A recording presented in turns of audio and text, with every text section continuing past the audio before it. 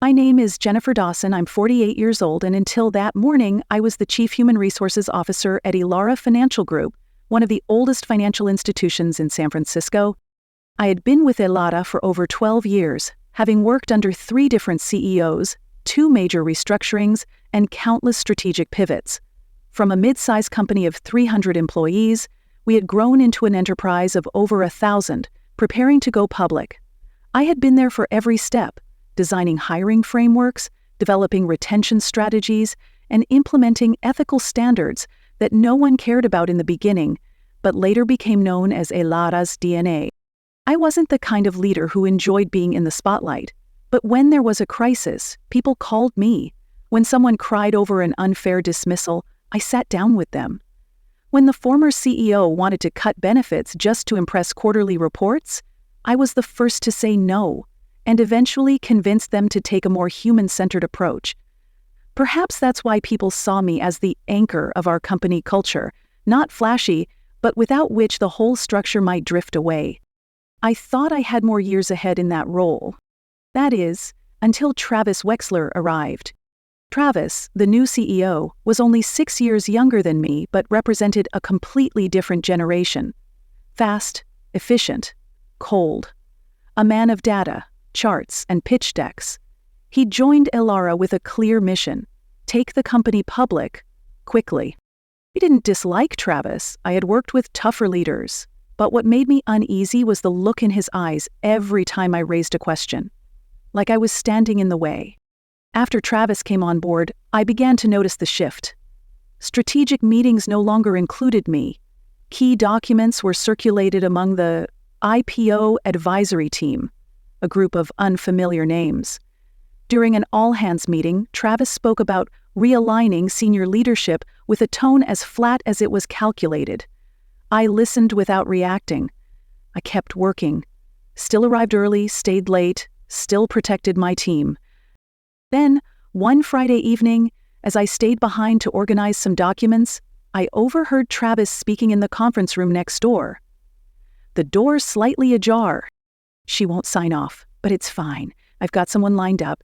Trust me, she's much more aligned with what the board wants." I froze. I didn't walk in, I didn't speak.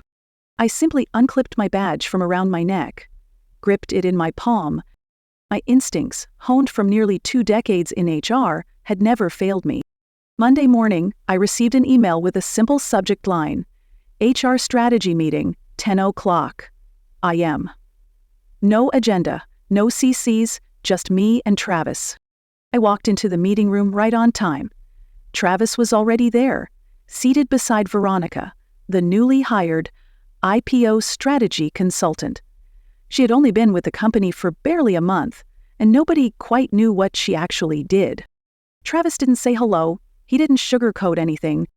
"Jennifer," he began, "we greatly appreciate everything you've done for Elara, but with the direction of our upcoming IPO, the leadership team believes we need to pivot. We've decided to terminate your contract, effective immediately." I didn't respond right away. I didn't flinch. I didn't ask why. I simply tapped the small record button on my smartwatch, hidden under the cuff of my sleeve, a habit I'd developed after years of handling sensitive HR cases. Then I looked Travis in the eye. "What's the official reason?" I asked. He pressed his lips together. "You're no longer aligned with our new growth direction. We need someone who can move faster, adapt quicker. It's nothing personal." I glanced at Veronica. She was jotting down notes, but there was a gleam of quiet triumph in her eyes, as if she already knew the outcome. "Who's replacing me?" I asked, even though I already knew the answer. Travis hesitated, then replied, his tone as indifferent as if announcing a change in the office coffee supplier. "Veronica will step in as interim HR lead. She's been working closely with our IPO advisors and will ensure a smooth transition." I almost laughed. Veronica, a 30-year-old with experience at a 50-person startup who'd never directly managed an HR team, was now going to lead a 1,000-employee department on the brink of an IPO. No, this wasn't about qualifications. It was about compliance. She was Travis's cousin, and I had refused to sign off on a realignment plan that quietly eliminated long-serving staff without legal backing. I stood up without another word. "I have 48 hours to transition my duties, correct?" Travis nodded. I left the room and walked straight to my desk. I looked around the office. My office. The space where I had sat with new hires, resolved crises behind closed doors, paused to ask interns if they were settling in all right. At that moment, I didn't yet know what I would do. But I knew this. If I stayed silent, at least 50 more people would quietly be pushed out just like me. The day I walked out of Elara, I didn't look back. It wasn't pride. It was fear. Fear that if I turned around and saw the office I helped build, the faces I helped shape, the empty space I left behind, I wouldn't be able to take that next step forward. I gripped my badge in my hand the whole way home. By the end of the day, the company had announced my departure. The memo was sterile. Leadership transition in HR to align with IPO momentum. It named Veronica as the interim CHRO. No acknowledgement of my years of service.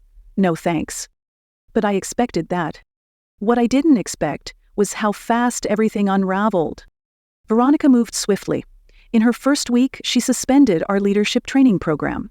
It had taken me 11 months to get that off the ground. Cross-department collaboration, hands-on mentorship, real people development. Gone with a single email. The next week, our mental wellness benefit, our employee therapy stipend, was discontinued. No explanation, just quietly removed from the HR portal. Then came the new performance evaluation model. A cold spreadsheet with scores and numeric weights. No peer review, no manager feedback, just data. I watched from the outside as Elara transformed into something unrecognizable. Julia called me in tears one night. Everything we fought for, they're dismantling it. The mentorship tools, offline. The career mobility dashboard, archived. I feel like we're being erased. And she wasn't wrong. Employees began to leave, not just juniors, but people who had helped shape the company's culture from the ground up. Susan, who'd worked in benefits for 9 years. Carlos, our veteran recruiter, who'd coached dozens of interns into full-time stars. Both resigned within 2 weeks. Others weren't so lucky.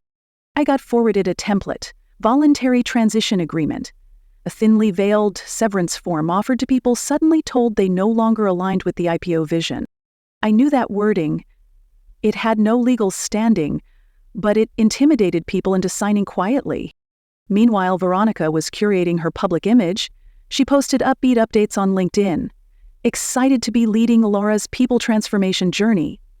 Hashtags, people first, future bashwhack, EYPO readiness. Inside, however, morale was tanking. Slack channels dried up. People stopped sharing birthday notes or Friday jokes. Leaders began to speak in rehearsed, corporate-safe language. Fear replaced connection. Kevin sent me a voice recording from an internal call. Veronica saying, "This is a strategic cleansing. We need new energy for the market to take us seriously."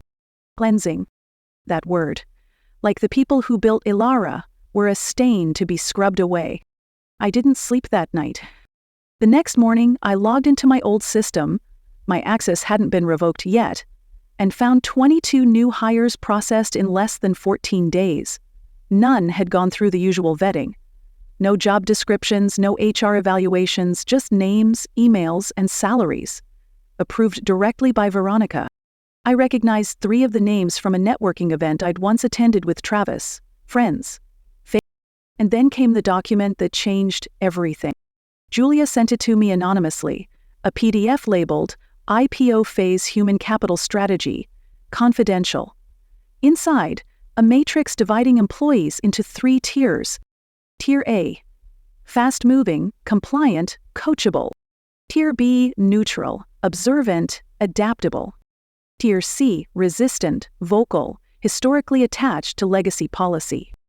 Begin phased attrition starting Q2, it read. My name had once been on a list like that, not on paper, but in someone's head. Now I was looking at the blueprint for the next wave. And I knew every name in Tier C. These weren't troublemakers. They were the soul of the company. People who'd spoken up when no one else did. People who asked why when something felt off. People like me. I wanted to believe it was just bad leadership, that maybe they didn't know what they were doing, but this wasn't incompetence. It was a calculated purge. And then came the Slack message, leaked to me by a friend in IT. He told her, "Travis to Veronica. Jennifer was legacy too slow. She wouldn't have let us evolve." Legacy, that word again.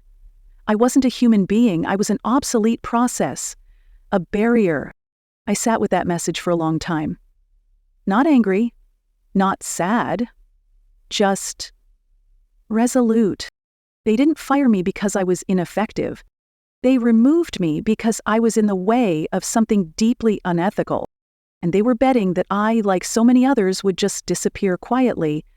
But I've spent my life listening to the quiet voices in rooms where no one wanted to hear them. And this time, I wasn't going to be silent. After the shock wore off, I did what I had trained so many young managers to do in tough situations. Go back to the facts. Verify. Cross-check. Trust your gut, but confirm with evidence. I opened every archived email, every note, every attachment from the past 3 months. I wasn't looking for justification. I wasn't trying to get my job back. I needed to understand what was really going on inside Elara. That's when the fragments started connecting. Bethany, the longtime executive assistant, accidentally forwarded me an email meant for Travis. Attached was a spreadsheet titled 2024 Workforce Optimization IPO Phase. It was a cold classification system. Employees labeled A, B, or C. Category A, agile, adaptive, unquestioning. B, neutral. C, resistant, too embedded in legacy systems. I knew nearly every name in Category C. These were my people, thoughtful, principled professionals who didn't follow blindly. And in the corner of the spreadsheet, a comment, "Jennifer won't approve this. Replace before proceeding." That was the first hard proof that my removal wasn't an unfortunate misalignment. It was step 1 in a long, orchestrated plan. I then pulled up the proposal Travis had once asked me to co-sign, a vague organizational realignment document. I had rejected it because it lacked legal safeguards and humane considerations. Now it was fully approved, my name scrubbed from the approval chain. In its place, Veronica and a member of the IPO strategy team. Through a glitch in Elara's internal access controls, my credentials hadn't been revoked yet. I accessed the new hire pipeline, over 20 contracts created within 3 weeks. None of them routed through HR, all signed off by Veronica, not a single background check, no references, just names, salaries, and titles. Some of those names I recognized from cocktail parties Travis had hosted with his private investment circle. Then came the file that made everything snap into focus. Julia, still working silently from inside, sent me a voice memo. Veronica speaking at a leadership meeting. "We have to make room for the real IPO team. Jennifer and her type, they're relics." I listened to that word again and again. I wasn't being replaced because I had failed. I was being eliminated because I upheld values that made it harder for them to manipulate the system. And then I realized this wasn't just about me. This was about the dozens of people I'd mentored, protected, fought for. The ones who would be next in line if I stayed quiet. People like Susan, who'd just returned from maternity leave after 7 years of trying to conceive. Carlos, who had turned down a 2x salary offer because he believed in what Elara used to stand for. The so-called legacy employees weren't the problem. They were the conscience of the company. And someone wanted that conscience silenced. That night, I couldn't sleep. My living room was covered in documents, post-it notes, color-coded threads linking dates, hires, terminations, and policy rollbacks. But something else was forming too. A plan. A quiet but deliberate strategy. Because this wasn't about retribution. It was about exposure. I didn't want my job back. I wanted people to see what happens when a company sacrifices its soul for a stock ticker. And in that moment, I stopped grieving my career and started preparing for something far bigger. I didn't retaliate right away. I observed, I collected, I documented. And then I planned. Not to reclaim a title, but to confront a system that allowed this level of abuse to pass as strategy. The first thing I did was call Rachel, my old friend from law school, now one of the sharpest labor lawyers on the West Coast. We met at a quiet cafe in Pacific Heights. I didn't say much at first. I just placed a hard drive on the table. Recordings, emails, organizational charts, anonymized reports, and a transcript of Veronica labeling me a legacy block to progress. Rachel reviewed everything silently for nearly an hour. She barely touched her coffee. Then she looked up. Jen, this isn't just wrongful termination. This is a textbook case. Retaliation, nepotism, gender bias, and process manipulation. I nodded. I don't want hush money. I want accountability. Public accountability. We got to work. Rachel began preparing a comprehensive legal case, a formal complaint of unlawful termination, strategic displacement, and violations of state labor laws, backed by timelines, internal inconsistencies, and first-hand testimonies. Meanwhile, Julia kept feeding me intel from the inside. She was careful, using encrypted email platforms and burner Gmail accounts. She sent me HR reports being altered after submission, drafts of the IPO-ready workforce model that now omitted categories like employee well-being and manager feedback. What used to be pillars were now inefficiencies. Bethany reached out too. The accidental email she had sent me was just the beginning. Now she wanted to help but feared retaliation. You don't have to go public, I told her. You just have to preserve the truth. She agreed and became our second anonymous witness. Then came the formal escalation. We submitted a complaint to Ilara's board of directors, 7 pages long, backed with over 50 exhibits. No threats, no emotional appeals, just facts. Clear, verifiable, and deeply uncomfortable. We requested an independent ethics review and immediate suspension of the IPO transition strategy, pending investigation. There was no response. 1 week passed. Then another. Silence. So I moved to the next phase. I went public. I drafted a post on LinkedIn. No names, no company tags. Just a clear account of what happens when a company forgets its humanity in pursuit of IPO efficiency. I wrote about quiet purges, about performance reviews designed to eliminate dissent. The post went live at 8:06 a.m. on a Tuesday.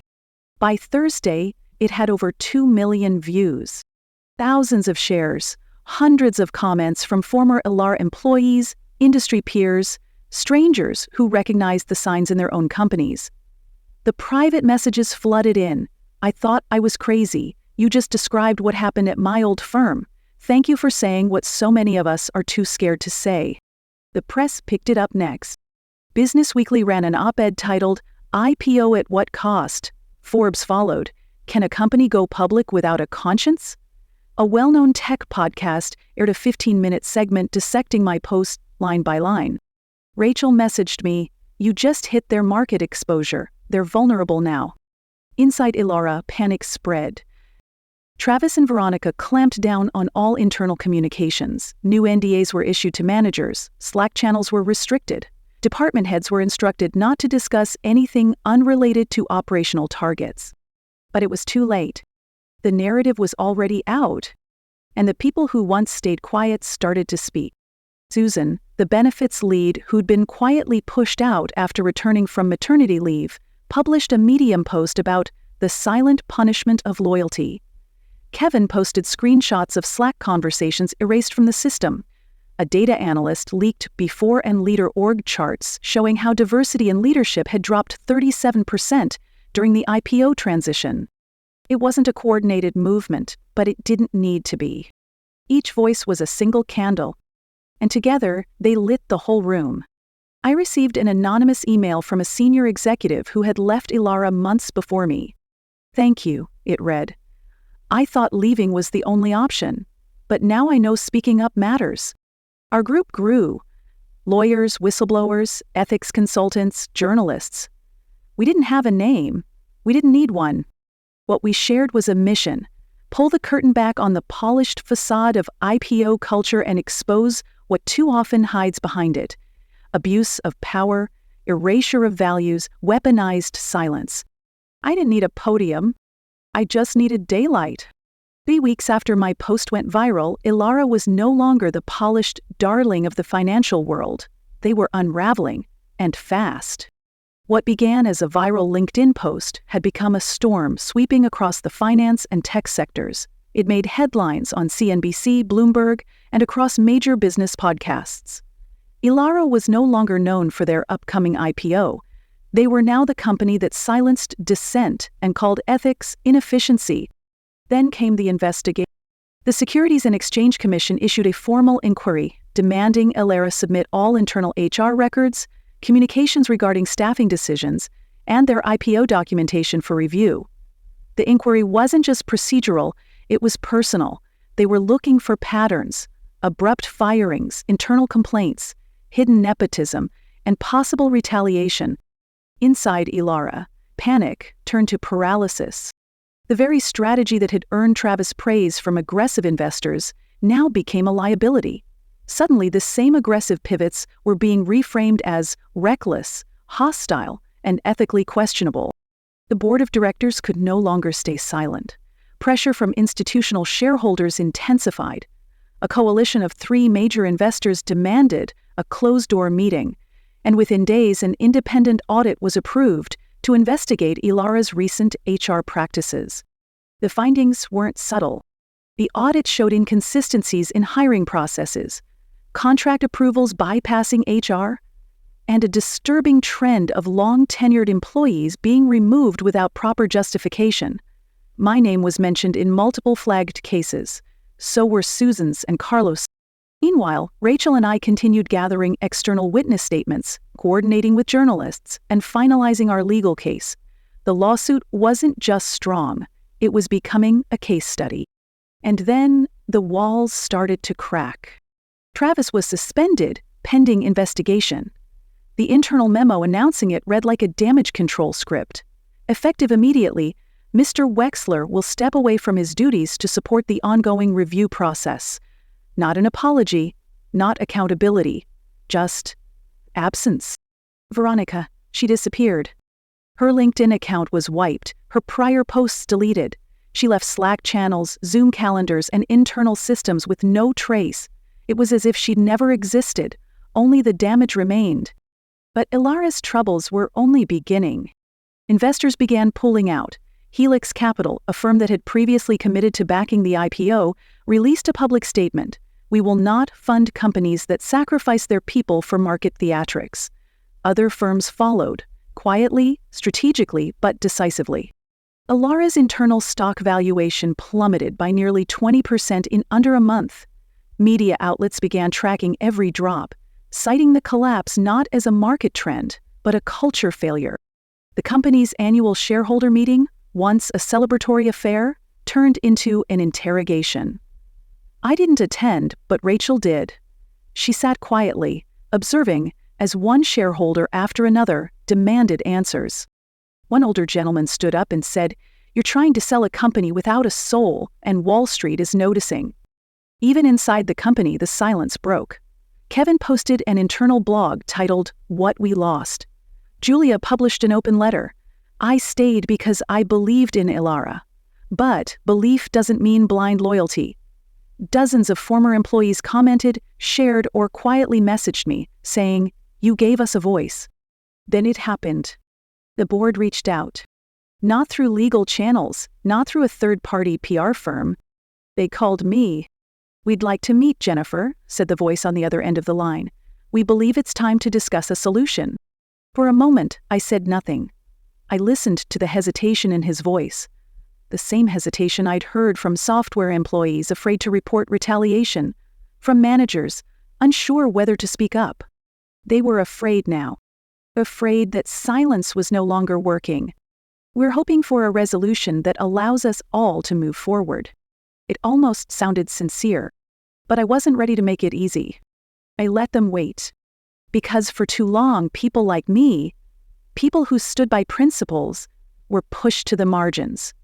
told we were too emotional, too slow, too ethical. Now they were learning what it felt like to be on the outside. And I wasn't done yet. I finally agreed to meet with the Elara board of directors. Not because I wanted revenge, but because I wanted closure on my terms. We met in a conference room overlooking downtown San Francisco.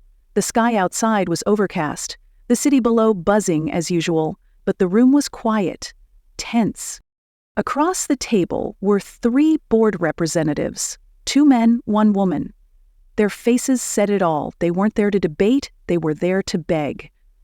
"We want to move forward in a positive direction," one of them began. "We believe a resolution can help us all rebuild trust with the market and internally." I let them speak.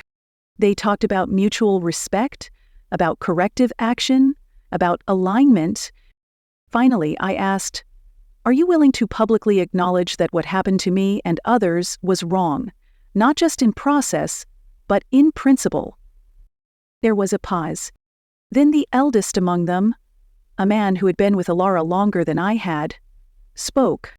"Yes, we're prepared to issue a public statement acknowledging that our recent decisions in HR and leadership appointments did not reflect Elara's core values, and that moving forward, we will implement stronger ethical oversight." That was what I needed. Not vindication. A precedent. I didn't ask for my job back. I didn't want it.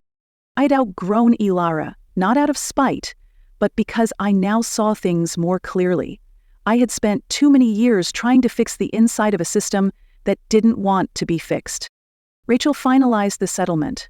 24 months' salary, full restoration of my forfeited equity, legal fees, and a symbolic honor compensation clause to be acknowledged publicly.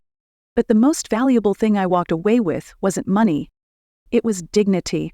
It was my voice, restored. 6 months later, I joined Lyra Capital, a rival firm that had long admired my work and had quietly offered me a seat at their table before. They were preparing their own IPO and they wanted to do it right. At Lyra, I wasn't just writing policy, I was shaping culture. I built an HR architecture grounded in transparency, accountability, and well-being. Everything from pay equity audits to anonymous feedback channels to ethical scenario training was implemented under my watch. Lyra's IPO launched that fall, but was a success. Not just because of market numbers, but because investors believed in our values. We weren't just a financial firm. We were a symbol that a people-first strategy wasn't just good ethics, it was good business. Our IPO white paper included a section titled Cultural Integrity and Workforce Trust. I wrote that section. And for the first time in years, I slept soundly. I began speaking at leadership conferences, not about metrics or HR software, but about what it meant to protect people in the spaces between policies. I started a blog that explored ethical dilemmas in corporate life. It gained thousands of subscribers in its first month. I mentored young women in HR, especially those stepping into their first executive roles. We talked not just about negotiation and analytics, but about moral courage, about standing firm when the room wants you quiet. One evening, during a panel Q&A, a young woman raised her hand. "Do you regret what happened?" she asked. "If you could go back, would you have stayed quiet to keep your position?" I smiled. "No, I don't regret a thing, because if I had stayed quiet, I would have kept the title, the paycheck, the corner office, but I would have lost myself, and more importantly, I would have let the next generation believe that silence is survival." People clapped, but I didn't speak for applause. I spoke because I knew that for every Jennifer who dared to speak out, there were hundreds still wondering if they could. And the answer now is yes. You can speak, you can fight, you can lose everything, and come back stronger. You don't need to claw your way back through power games. You rebuild through values. And when a journalist asked me on live TV, "Jennifer, do you hold any bitterness toward Elara?" I smiled again and said, "I thank them, because if I hadn't fallen, I never would have learned how to fly." 1 year after the lawsuit, I stood on the main stage at the National Human Resources Conference, facing over 1,000 professionals like me, People who'd sat through gut-wrenching layoffs, fought for fair policies in boardrooms that didn't want to listen, and carried the emotional labor of entire companies. I told my story, not dramatized, not polished, just honest. I spoke evenly, without notes, not from anger, but from memory. The memory of being silenced. The memory of choosing not to stay that way. Sometimes, I said, doing the right thing doesn't mean winning. It just means refusing to be quiet. When I walked out of Elara, I thought my career was over. But that was the moment I truly began. Because I stopped trying to fit back into a system that had no space for integrity.